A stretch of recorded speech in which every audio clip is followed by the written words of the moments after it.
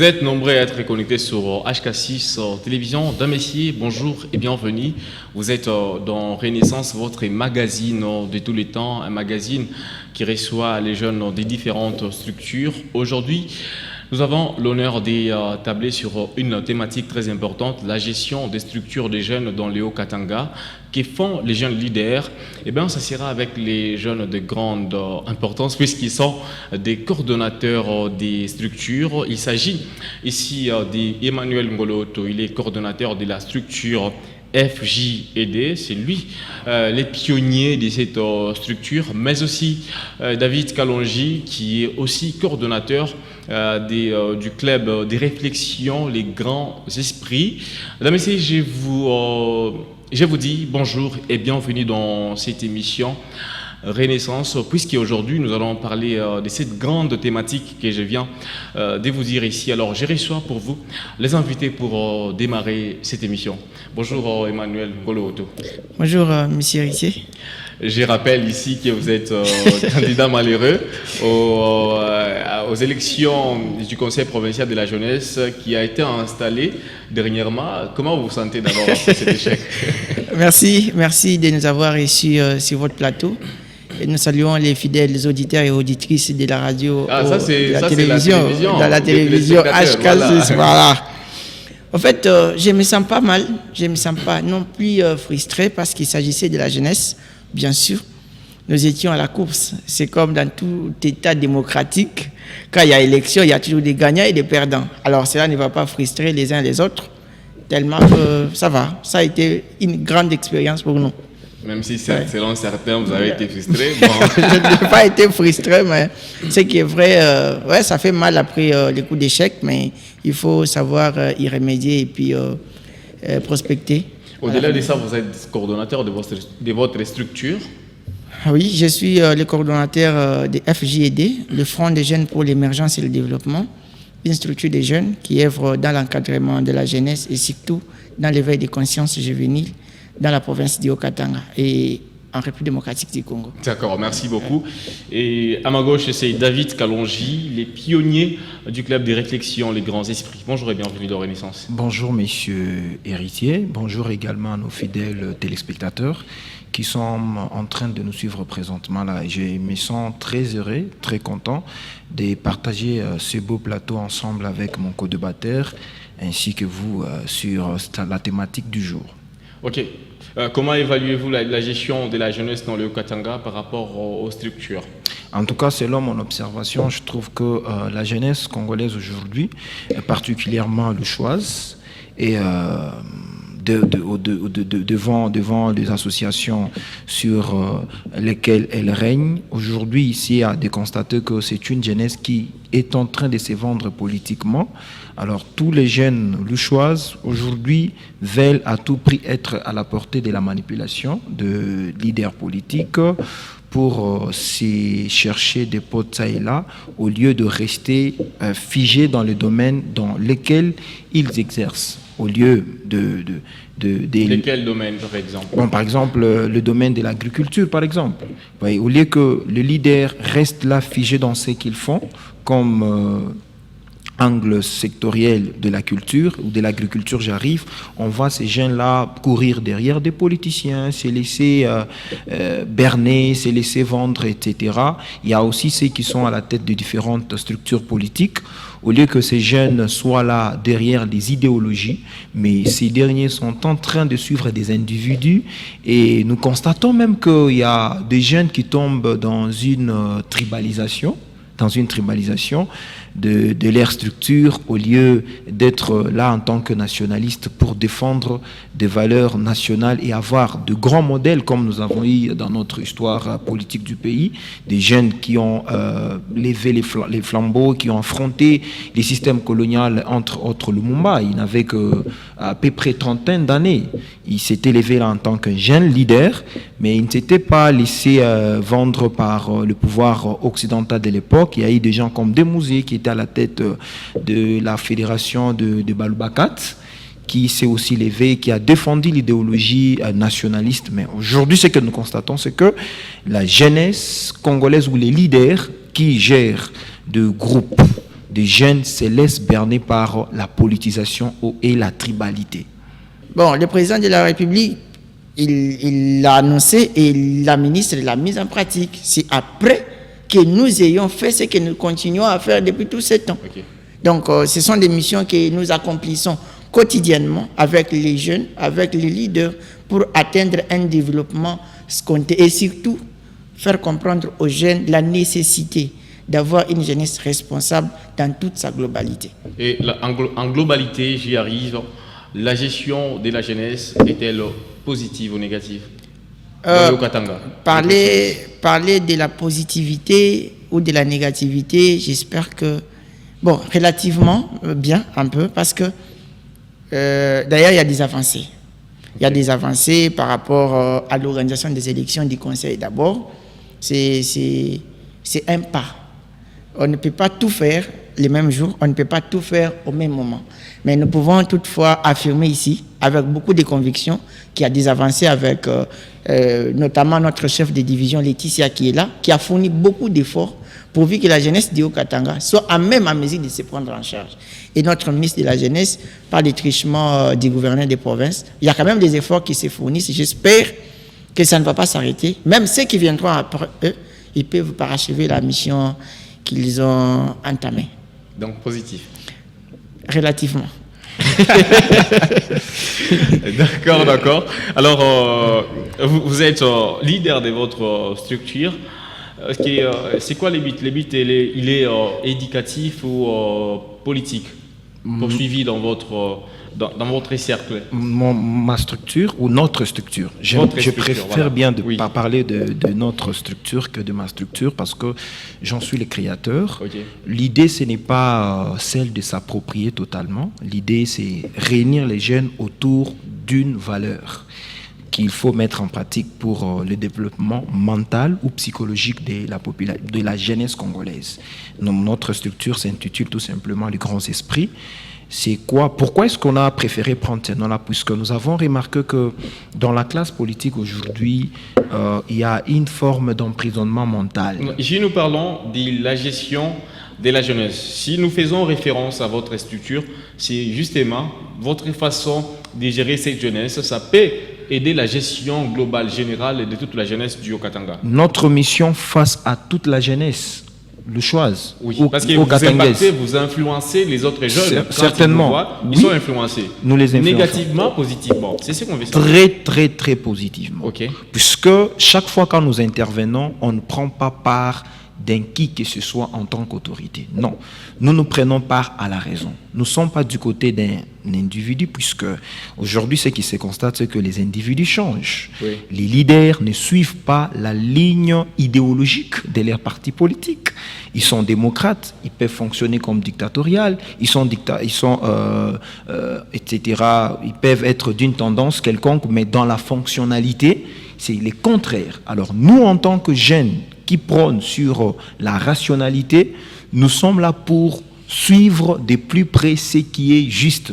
C'est pourquoi, quand nous faisons des analyses, quand nous faisons la sensibilisation, nous appelons la jeunesse haut-katangaise de suivre ce qui est et non ce qui est sentimental. Donc on est là pour leur faire comprendre que vous ne pouvez pas vous laisser rouler par toutes sortes de manipulations machiavéliques, que vous entendiez ce que vous aimez entendre et non ce que vous devriez entendre. Ouais. Pourquoi vous accusez toujours les politiques de vous manipuler? Pourquoi à chaque fois quand on parle de la jeunesse, nous parlons de la conscience, nous parlons de la manipulation? Pourquoi ça dans le chef de la jeunesse? Mais c'est ce qui se constate, c'est très évident. Aujourd'hui, le grand leader recourt à la jeunesse pour tisser l'effet tribal.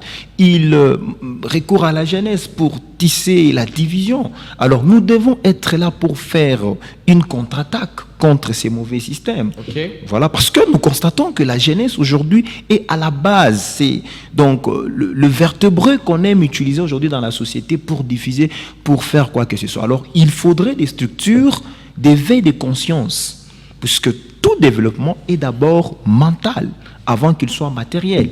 Il faudrait ces structures-là pour faire comprendre aux jeunesses, à la jeunesse, j'arrive, que vous ne pouvez pas vous laisser berner par le politique. D'ailleurs, Nous sommes de ceux qui croient que adhérer dans un parti politique, c'est refuser de réfléchir librement. Certainement. Vous allez constater que toute personne... Vous êtes aussi d'accord? Je suis d'avis. Moi, je suis de cette école. Certainement.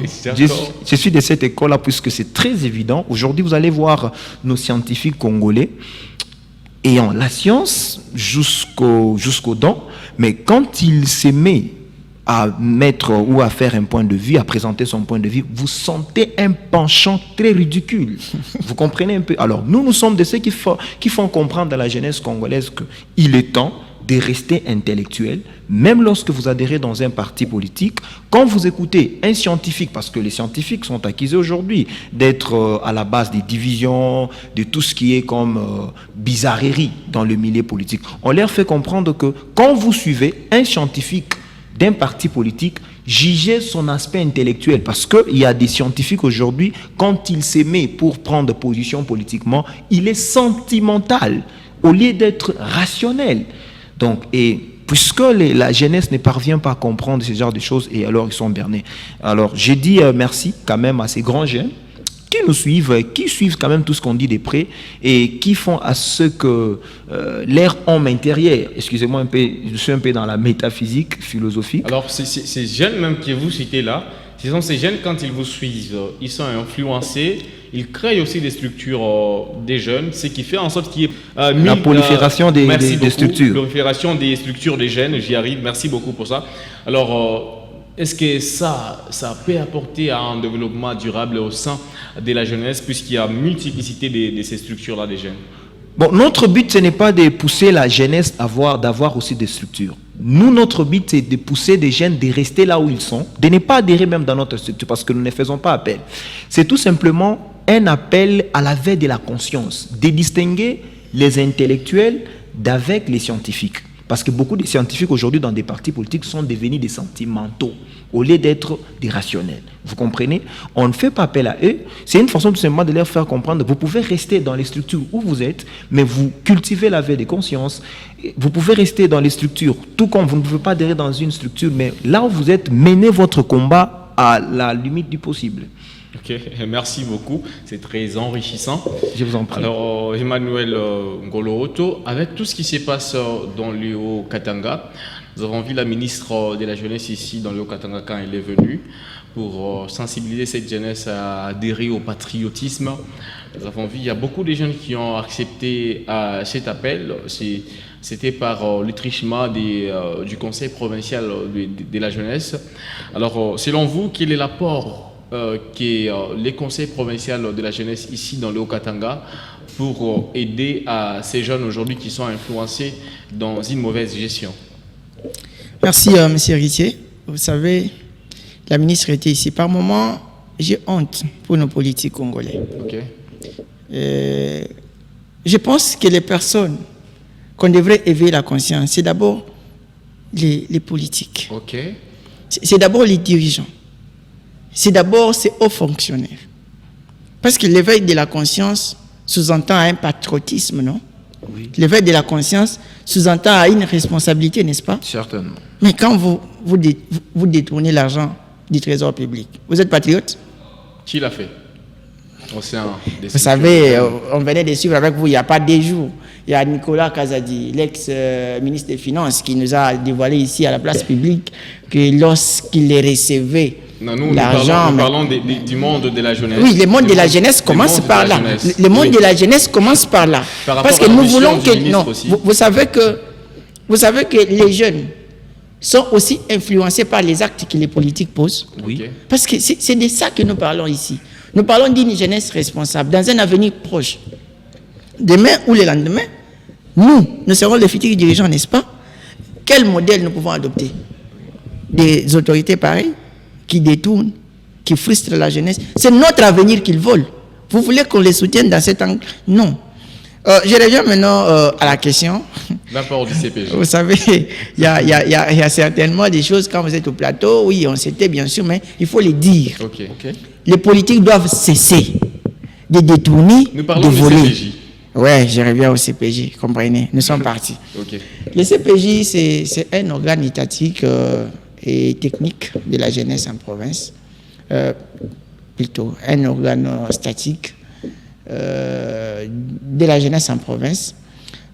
La ministre était là et elle a sensibilisé les jeunes au patriotisme, à un éveil de conscience collectif et jusqu'à appeler les uns et les autres à adhérer aux forces armées. L'appel que moi, d'ailleurs, je soutiens, adhérer aux forces armées, c'est pour protéger et défendre l'intégrité territoriale de la République. Quelque chose que nous pouvons encourager, n'est-ce pas? Sérieusement. Mais on doit savoir quelque chose. Okay. Nous sommes patriotes, nous sommes responsables. Premièrement, les politiques, le gouvernement congolais doit mettre un accent sur l'occupation de la jeunesse. Okay. Nous ne pouvons pas vouloir éveiller la conscience d'une jeunesse qui est désœuvrée, une jeunesse qui n'a pas d'emploi, une jeunesse qui ne sait pas se retrouver, une jeunesse qui est dans la rue. Comment tu peux éveiller la conscience d'un jeune qui n'a ni père, ni mère, qui vit que dans la rue, on part à la poste, lui qui ne vit que des 10 000 qu'il vole, des 10 000 qu'il est en train peut-être de commettre certains forfaits pour en avoir. Okay. Et vous allez lui demander d'éveiller la conscience. Quelle est la politique que vous avez mise en place pour faire sortir ces jeunes de là où il est pour la réinsertion sociale? Okay. C'est de ça qu'il faut parler. Il ne faut pas seulement parler de patriotisme, parler de l'éveil de conscience, alors que vous n'avez pas de politique claire à mettre en place pour sortir ces jeunes de cette situation difficile qui se retrouvent vers un développement, par exemple. C'est ce que les CPJ a fait? Les CPJ n'obéissent qu'aux ordres. Les CPJ ne fonctionnent qu'avec les moyens mis en place par les gouvernements.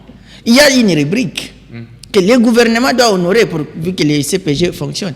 Je ne sais pas ici devant les caméras, que le président Orville vienne nous dire, est-ce que le gouvernement provincial a déjà déboursé cet argent qui est censé au bon fonctionnement du conseil?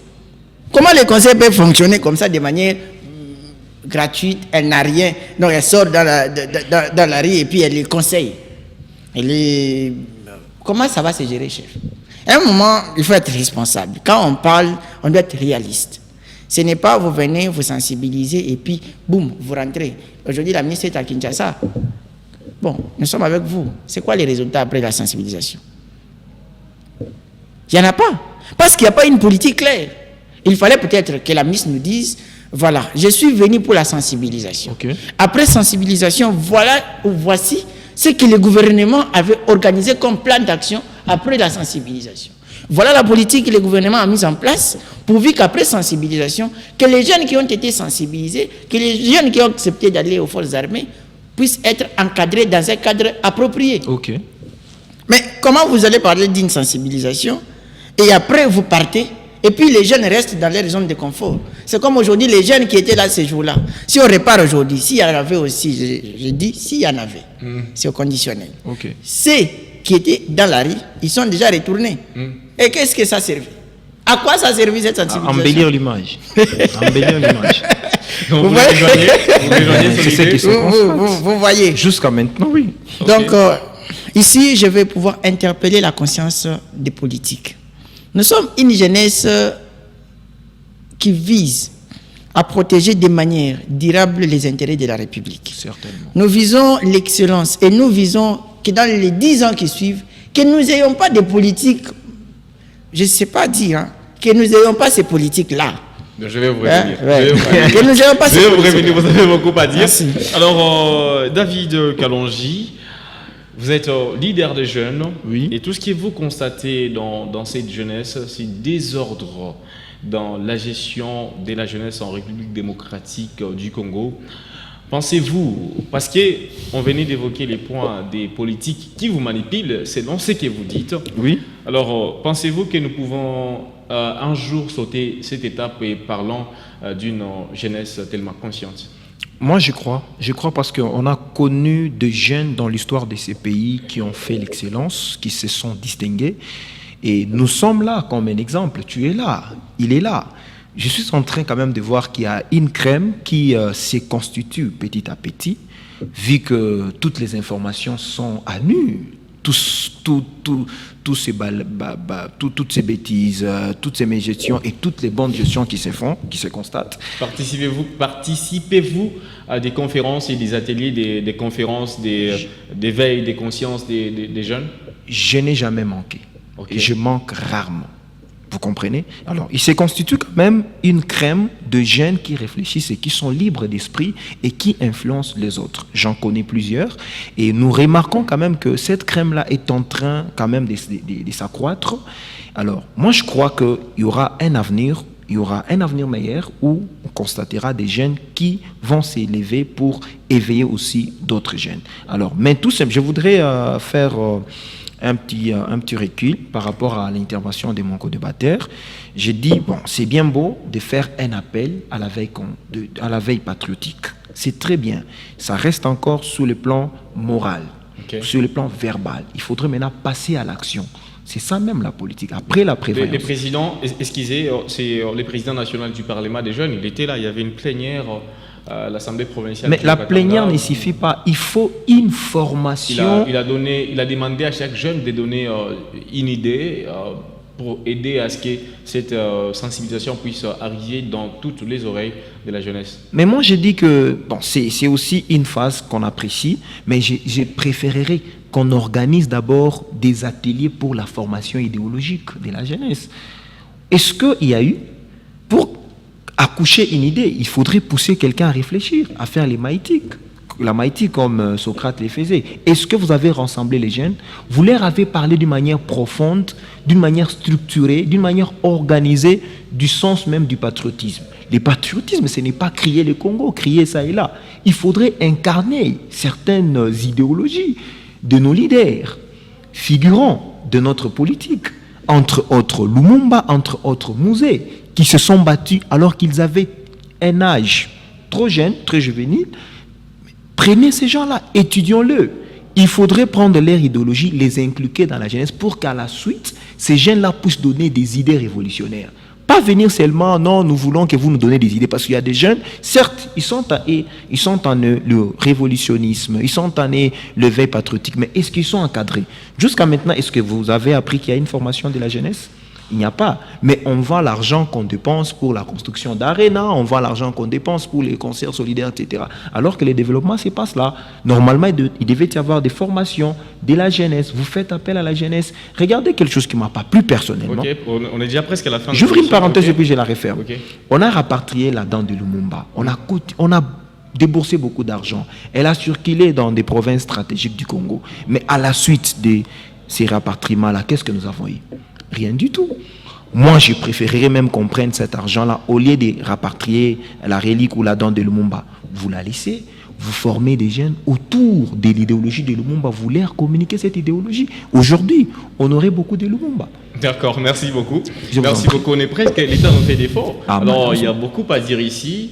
Alors, les sujets vont rester, il y aura une deuxième partie pour continuer. Mais avant de finir, Emmanuel Ngolo-Otto, d'après certains jeunes, vous, après votre échec, vous vous êtes senti tellement malheureux que la frustration a continué jusqu'à ce que vous critiquez la gestion au sein du Conseil provincial de la jeunesse. Selon vous, elle est tellement faible qu'il y a certaines têtes qu'on pouvait sortir. Pourquoi seulement c'est moi qu'on vise dans tout ça? C'est pas moi. En fait, le problème, c'est que nous sommes jeunes. Et quand il y a des choses qui ne marchent pas, on ne doit pas se taire. Qu'est-ce qui ne marche pas dans ces conseils? J'y vais. Vous m'avez posé la question, je vais vous répondre. Bon, je prends un exemple. Le conseil organise les consultations. Lors de l'installation dans la salle Otonium là-bas, nous étions avec vous. Le ministre national a remis les indices ou les insignes du conseil aux représentants. Il y avait les sceaux, il y avait les stylos. Cela voudrait dire que l'administration avait commencé là, les jours-là. Moi, je suis un leader de jeunes, avec une adresse physique, n'est-ce pas? Vous m'envoyez un message de consultation sur WhatsApp pour que je vienne ou que je ne vienne pas. C'est quoi l'administration? À quoi servent les sceaux qu'on vous avait remis? Donc, c'est une administration. Vous devez structurer ça. Vous devez nous saisir par voie officielle. Nous sommes des leaders, pas des enfants de la rue. On n'est pas des amis là-bas. On est des leaders. Donc, vous devez nous saisir officiellement, nous adresser des notes. Et nous devons répondre. On a organisé l'accueil du chef de l'État. S'il vous plaît, il y a certaines histoires qu'on ne peut pas dire à la télé. Vous avez vu vous-même les images de ceux qui étaient là, les jeunes. C'était quelle jeunesse? Moi, les jeunes de ma structure n'étaient pas là. Je n'ai pas été consulté. Ou c'était votre structure qui était représentée? Vous pouvez nous dire ici devant les caméras, parce que vous êtes aussi des Congo Victueuses. Est-ce que les jeunes de votre structure étaient là? Vous avez été consultés.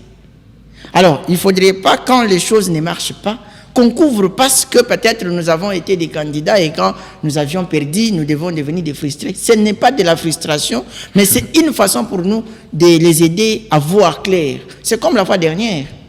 Le conseil est parti rencontrer c'est quelle autorité politique qui était arrivée. On a vu certaines têtes. Et moi, j'ai dénoncé ça. Et hier, j'apprécie d'ailleurs, ils sont partis voir le directeur provincial de l'ANADEC. Et j'ai vu que le comité était valablement représenté par les personnes qui étaient censées être là. Donc c'est ça. Donc ceux qui devraient être là, premièrement d'abord, le chargé d'entrepreneuriat devrait être là.